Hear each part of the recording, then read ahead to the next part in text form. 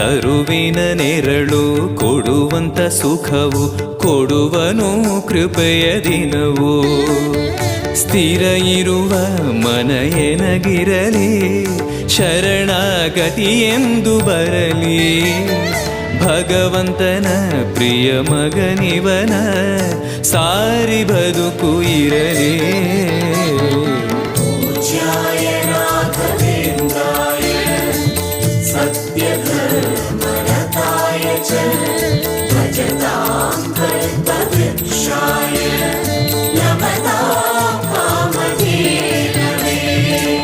ಆಲಯವೆಂದರೆ ಮಂತ್ರಾಲಯವೇ ಬೇರೆ ನಾ ಅರಿಯಲಾರೆ.